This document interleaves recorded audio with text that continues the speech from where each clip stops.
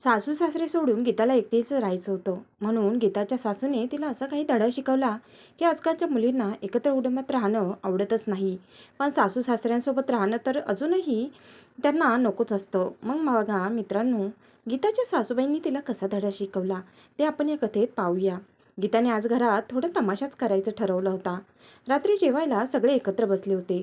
तिने ठामपणे सगळ्यांना सांगितलं, मी आता तुमची धुणी भांडी करत बसणार नाही, तुम्हाला खायला करून देत बसणार नाही.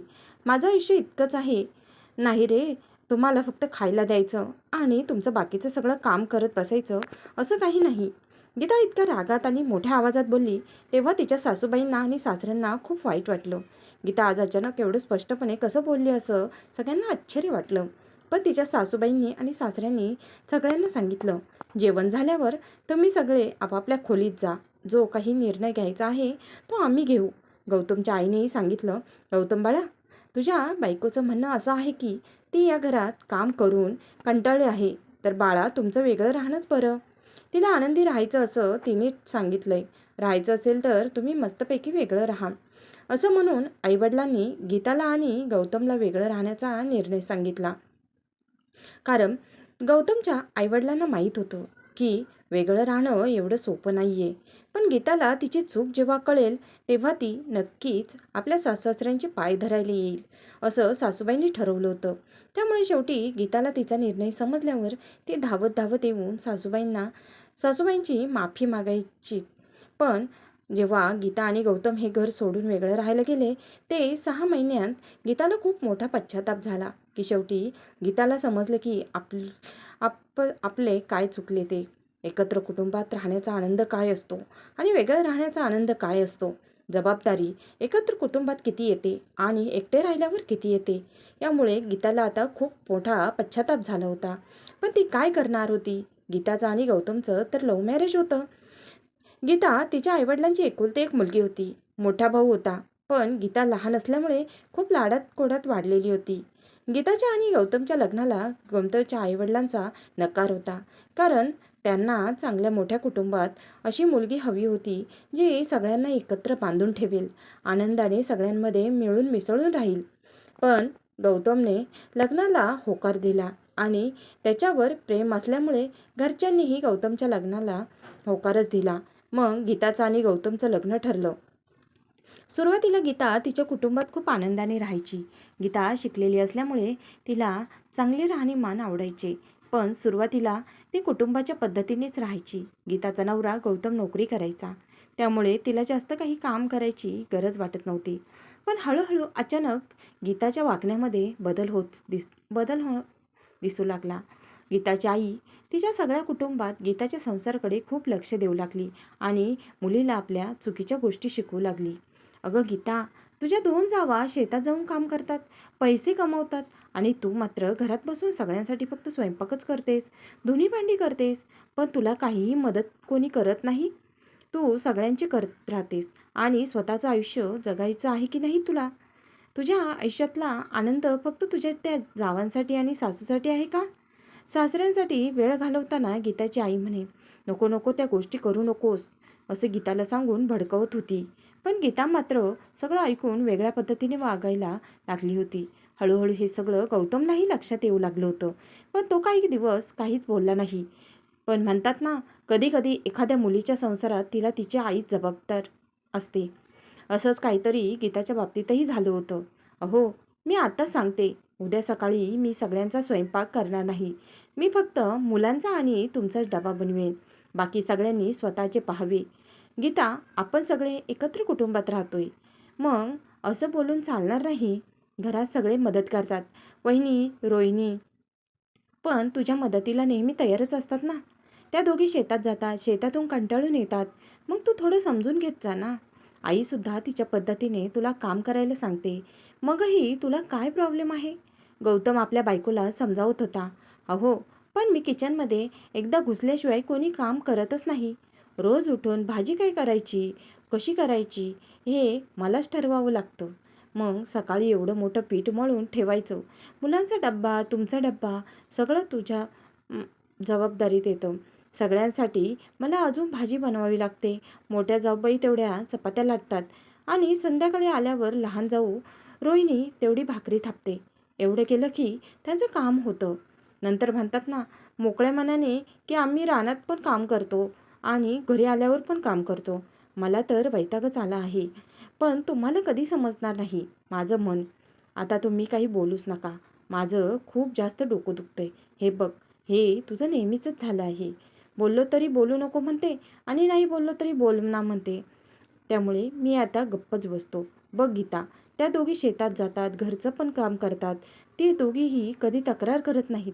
पण तुझी नेहमीच तक्रार असते. अहो, ते तक्रार कशी करणार? त्यांना माझ्यासारखं डोकं चालवायला लागत नाही ना. पण रोज उठून चिडचिड करणं ठीक नाही. तुलाच त्रास होईल. मला आता खूप कंटाळा आला आहे एकत्र कुटुंबाचा. अहो ऐका ना, मला आता सहनच होत नाही. आपण वेगळं राहायचं का? बघिता, वेगळं राहण्याचा विषय माझ्यासमोर तर तू काढूच नकोस. मी माझ्या कुटुंबाशिवाय राहू शकत नाही. गौतम त्याचा निर्णय सांगून बाहेर गेला आणि मस्त वातावरणात बसला. त्यामुळे त्याचं डोकं शांत होईल. आईच्या कानावर या नवरा बायकोंचं संभाषण ऐकलं. मुलगा बाहेर गेला म्हणून काळजीने ती पण बाहेर गेली. अरे गौतम, काय जागरण करत आहेस? तुला सकाळी लवकर उठायचं नाही का? जाऊन झोप बरं. आई आतमध्ये खूप गरम आहे म्हणून थोडं हवेवर आलोय. थोडा वेळ थांबतो आणि मग झोपायला जातो. बाळा, एक विचारायचं होतं. राग तर येणार नाही ना? आई, असं का बोलतेस? बिनधास्त बोल. तुला जे काही बोलायचं ते सांग. आई, माझ्या कानात तुमच्या दोघांचं बोलणं ऐकलं म्हणून सांगते, जिथे कामाला जातोस तिथे भाड्याने एक रूम बघा आणि तिथेच इंग्लिश मिडियममध्ये मुलांना शाळेत टाका आणि बिनधास्त राहा. अगं आई, काळजी करू नकोस. तू काय बोलतेस? लहानपणापासून मी तुमच्याबरोबर राहिलोय. आता वेगळं राहायचं सांगतेस? ते काही मला जमणार नाही. बाळा, मी हे तुझ्या भल्यासाठीच सांगते. अरे बाळा, रोज उठून तुला तुझ्या बायकोची बोलणी ऐकावी लागतात. एकदा तरी तिच्या मनाप्रमाणे होऊ दे. आई, बाहेर राहणं एवढं सोपं नाही गं. खूप खर्च येतो. माझ्या पगारात हे जमणार नाही. आणि दोन्ही मुलांना इंग्लिश मीडियममध्ये घालायचं म्हणतात. मग त्यांना वेगळे पैसे कुठून आणू? अरे गौतम बाळा, थोडेच दिवस सावध राहा. तिच्या मनालाही शांती मिळेल. आणि जर तुझा मुलांचा खर्च भागत नसेल तर मग मराठी शाळेत टाक. पण यामुळे रोज तुमच्या दोघांमध्ये होणाऱ्या भांडणांना काही फरक पडणार नाही. शेवटी तुझे आईवडील अजून जिवंत आहेत. त्यामुळे नेहमीच्या घराची दारे तुमच्यासाठी उघडीच राहतील. तू आमची अजिबात काळजी करू नकोस. खरं तर आता त्याला कोणाच्या तरी आधाराची गरज होती आणि आईने येऊन त्याला आधार दिला होता. गौतम एका कंपनीत काम करत होता. त्याच्या घरात 2 भाऊ होते. गौतमचा मोठा भाऊ आणि लहान भाऊ शेती पाहत होते. शेती फक्त पोटभरच होती. त्यामुळे छोटी वहिनी रोहिणी आणि मोठी वहिनी मनीषा दोघीही आपल्या नवऱ्यांसोबत शेतात कामाला जात होत्या. मोठ्या भावाचा मुलगा आता 10वीत होता आणि मुलगी 8वीत होती. छोट्या भावाचा मुलगा अजून लहानच होता. म्हणून त्याला सांभाळण्यासाठी त्याच्या आईचा संपूर्ण दिवस जात होता. गौतमला 2 मुले होती. एक 4थीत आणि दुसरा 1लीत होता. त्यामुळे उरलेलं सगळं काम गीताला करावं लागत होतं. निशा आणि रोहिणीपेक्षा गीता खूप शिकलेली होती. त्यामुळे तिला घरातील जबाबदाऱ्या दिल्या होत्या. त्यामुळे ती शेतात जात नव्हती. गौतमला पण नोकरी होती. त्यामुळे तोही शेतात जात नव्हता आणि गीताला कधीच गरज पडली नव्हती. कामामध्येच दिवसभर गीताचा वेळ जात होता. छंद म्हणून गीता ब्लाऊज शिवत होती आणि आता ती बऱ्यापैकी छान शिवू लागली होती. त्यामुळे तिला आता खूप ऑर्डर पण येऊ लागल्या होत्या. अशाच वेळेस गीताने ठरवलं, आपण वेगळे राहूया असं म्हणाली. आईला मात्र गौतमची घुसमट माहीत होती. म्हणून तिने खूप प्रेमाने त्याला वेगळं राहण्याचा निर्णय सांगितला. गौतमला तो निर्णय आधी पटला नाही. पण बायकोचं समाधान म्हणून पाहून तो तयारच झाला. त्यामुळे रोजच्या भांडणापासून मुक्तता तर मिळेल असं त्याला पण वाटलं. मग तो रूममध्ये आला आणि रूममध्ये येताच गीता त्याला म्हणाली, काय ठरवलंय तू? सांगा, नाहीतर मी उद्या कोणाचं स्वयंपाक करू नकोस. असं गौतम म्हणाला. सगळं तुझ्या मनाने होईल, पण थोडा वेळ दे. सगळं इतकं सोपं नाही. हे ऐकून गीता खूप आनंदी झाली. तिला वाटलं वेगळं राहिलं तर भारी सुख मिळेल. त्यामुळे ती त्या दिवशी नवऱ्यावर खूप खुश होती. दुसऱ्या दिवशी उठल्यावर गीता खूप उत्साहानं स्वयंपाक करू लागली. त्यानंतर गौतम त्याचं सगळं सामान आवरत त्याच्या कामाच्या ठिकाणी गेला आणि तिथे 1000 रुपयांची एक भाड्याची खोली पाहिली. नंतर तिथल्या सरकारी शाळेत मुलांच्या शाळेबाबत चौकशी केली. एवढ्या सगळ्या खर्चाचा विचार करून गौतमला दमछाक होऊ लागली. आता तर फक्त सुरुवात होती अजून तर बरंच काही येणार होतं. अजून बरंच काही बाकी होतं. गौतमच्या आईने घरातील सगळ्यांना समजावून सांगितलं, पण त्यांना पटलंच नाही. पण सगळ्यांनी मनावर दगड ठेवला. 2 दिवसांनी गौतम आपला परिवार घेऊन तिथे शिफ्ट झाला. नवीन घर पाहून गीताला खूपच आनंद झाला होता. तिला वाटायला लागलं की आता आपल्याला कोणाचंही बंधन नाही. घरात लागणाऱ्या गरजेच्या वस्तू गीताने सोबत आणल्या होत्या. मला या मुलेही नवीन घर पाहून खूप खुश झाली होती. शेवटी मुलांना नवीन काही दिसलं की त्यांना नेहमी आनंदच होतो. गीताने तिच्या मनाप्रमाणे किचन सजवलं होतं. खूप वर्षांपासून तिचं वेगळं राहण्याचं स्वप्न होतं. ते आज पूर्ण झालं होतं. मुलांचं पण ॲडमिशन झालं होतं. शाळेत जाऊ लागल्यावर गौतमचं कामाचं ठिकाण जवळच असल्यामुळे त्याला धावपळ करायची गरज नाहीशी वाटली. राजा राणीसारखं त्याचा संसार चालू झाला. घरात गरज नसतानाही गीता नवनवीन वस्तू आणू लागली. त्यामुळे नक्कीच गौतमचा खर्च खूप वाढला. गौतम आणि गीता त्या घरात येऊन अजून महिनाही पूर्ण झाला नव्हता, पण त्यांच्याकडे 1 रुपयाचं शिल्लकही नव्हतं. बाहेर राहायचं म्हटलं की दुधापासून भाजीपर्यंत सगळा हिशोब पाहावा लागतो. शेतात भाजीपाला आणि दूध मोफत मिळत होतं, पण आता तेही विकत घ्यावं लागत आहे. गीता सतत गौतमला पैसे मागत असे. ती एकटी होती. घरातील कामं नीट होत नव्हती.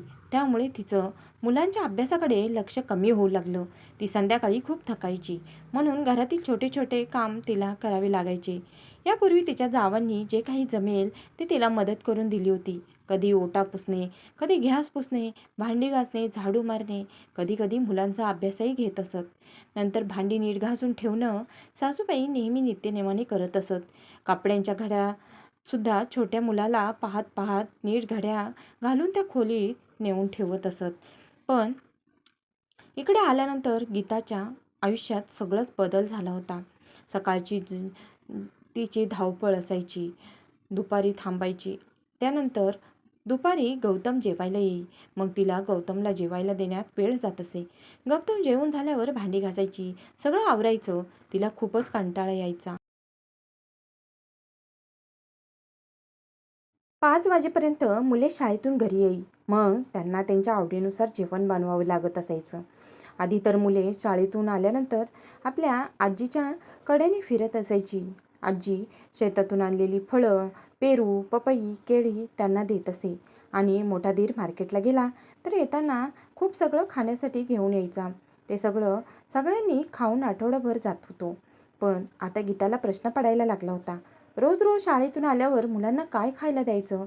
आता त्यांना आजी आजोबा, काका काकू आणि लहान मोठे भावंड आठवू लागले होते. त्यांना आता करमतही नव्हतं. गीतालाही कळायला लागलं की वेगळं राहणं सुखाचं नाही, उलट दुःख असतं. गीता उरलेल्या वेळात शिवणकाम करत होती, पण तिला आता वेळच नाही मिळत. त्यामुळे तिला तिची चिडचिड होऊ लागली होती. आधी गावातल्या गावात बायका तिला समजून घेत होत्या. जरी उशीर झाला तरी तक्रार करत नव्हत्या. पण आता मात्र इकडच्या बायका जर एकदाच उशीर ब्लाऊज शिवून दिला तर लगेच कटकट करायच्या. त्यामुळे तिला आता ब्लाऊज शिवायला कमी वेळ मिळू लागला होता. आधी गीता मशीनवर बसली तर तिला मध्येच उठायची गरजच पडत नव्हती, कारण घरात काम करणारे भरपूर लोक होते. पण आता घरकाम, शिवणकाम, मुलांचा अभ्यास, मुलांचे खाणं पिणं, नवऱ्याचं खाणं पिणं, बाजार सगळं काही यामुळे तिला रडकुंडी आल्यासारखं वाटू लागलं होतं. गीताने आता मुलांना ट्युशन द्यायचा विचार केला. एका मुलाला शिकवण्यासाठी महिन्याला 600 रुपये जात होते. त्यामुळे दोघांच्या मुलांच्या ट्युशनसाठी 1200 रुपये झाले. त्यामुळे आणखी खर्च वाढला आणि गौतमला आता सतत पैशाचं टेन्शन व्हायला लागलं होतं. कारण उत्पन्न कमी आणि खर्च जास्त. बघता बघता 6 महिने गेले. आता 6 महिने झाल्यावर गीताला तिच्या जावांची, सासूची सगळी आठवण येऊ लागली. त्यांची आपल्याला किती मदत होत होती हेही तिला आता समजले होते. गौतमला पण आता पश्चाताप होऊ लागला की त्याने विनाकारण गीताचे ऐकले आणि वेगळं राहण्याचा विचार केला. आता घरातले सगळे काम मीच करते हा तिचा गैरसमज जो होता तो दूर झाला. पण सगळे मिळून काम करू लागले हे तिला आता कळाले होते. खूप दिवसांनंतर गौतम गीता मुलांना घेऊन आजी आजोबांकडे गेले. आजीला पाहून मुले तिला बिलगली. आता घरात खूप बदल झाला होता. किचनमध्ये सगळं सामान भरलेलं होतं. घरात सोफा, शेल्फ, कपाट सगळं आणलं होतं. गेल्या वेळी शेतात चांगला नफा झाला होता म्हणून हे शक्य झालं होतं. गीताला असं वाटायचं की घरातलं सगळं सामान माझ्या नवऱ्याच्या कमाईतून येतंय. पण आता तिला कळलं की दोन्ही मोठे भाऊ भक्कम हातभार लावत होते. सासूने दोन्ही जावांना घर सांभाळायला दिलं होतं. गीताची होणारी घालमेल सासूला कळली होती. पण वेगळं राहणं हा सर्वस्वी स्वतःचा निर्णय होता. आजकालच्या मुलींना एकत्र कुटुंबात राहायला आवडतच नाही. त्यांना कामाचा कंटाळा येतो. त्यांची हौसमौज होत नाही असं म्हणतात. त्यांचा गैरसमज न बोलता सासूने सगळं ओळखून ठेवलं होतं. सासू गीताला म्हणाली, "गीता, सगळं व्यवस्थित चाललंय ना?" गीता म्हणाली, "हो सासूबाई, सगळं छान चाललंय." सासू म्हणाली, "तू निघून गेल्यावर तुझ्या बडबडीची सवय कमी झाली आणि मुलांची पण खूप आठवण येत होती. आता मी घरातील सगळ्या जबाबदाऱ्या घेतल्या आहेत आणि मुलंही शिकायला लागली आहेत. कोणाला काही फरकच पडत नाही." सासूने थोडंसं टोमणं मारलं. गीताला वाटत होतं की सासूबाई म्हणतील, "अरे, आता घरात राहायला कंटाळा आला आहे. वेगळं काहीतरी करायला पाहिजे." पण ते सासूबाई बोलल्या नाहीत. सासूबाई काहीच म्हणाल्या नाहीत. गीताचा पाय जमत नव्हता. तिला अजिबात जायची इच्छा नव्हती. 2 दिवस सुट्टी आहे म्हणल्यावर घरची लोक म्हणतील की राहा, पण कोणालाच तिला राहू द्यायचं नव्हतं. पण जाता जाता सासूबाई म्हणाल्या, "मुलांना राहू दे, मग त्यांचा मोठा काका आणून सोडेल तुमच्याकडे." तिला वाटत होतं मला आणि गौतमला सासूबाई थांब म्हणतील, पण कोणालाच थांबायचं नव्हतं. ती रागाने भरून गौतमच्या गाडीवर बसली. आज गीताला पहिल्यांदा सासरची एवढी ओढ लागली होती. पण खरं तर जोपर्यंत माणूस दूर जात नाही तोपर्यंत त्या माणसाची, त्या घराची खरी किंमत कळतच नाही. तिथं पोचल्यावर गीता खूप शांत होती. गौतमने तिला विचारलं, "काय झालं गीता? तू इतकी शांत का आहेस?" तिने म्हटलं, "अहो, 2 दिवस सुट्टी आहे म्हणून वाटलं कुणीतरी मला थांबवेल, पण तरीही थांबवलं नाही. त्या घरात खूप बदल झालाय, त्यामुळे मला वाईट वाटते." गौतम म्हणाला, "ते बदलणारच होतं, कारण आपण पहिले बदललो आहोत. त्यामुळे तुला ते बदललेले दिसत आहे. ते सगळं तुझ्या मनात चाललंय. तुला आता त्या घरात राहायला आवडत नाही ना, असं वाटतंय. पण त्यांनी तुला काहीही म्हटलं नाही. तू पण तेव्हा त्या घराची बाजू घेत होतीस आणि आता आपण तिथल्या लोकांचीच बाजू घेत आहेस." गौतम म्हणाला, "मी कोणाच्या बाजूनी नाही उभा, पण जो खरं आहे त्याचे नक्कीच मी बाजू घेणार. गेल्या तुझ्याबरोबर तू आणि माझ्या मुलांनाही खूप त्रास दिला. तू मला माझ्या आईवडिलांपासून दूर केलंस, माझ्या भावांपासून दूर केलंस.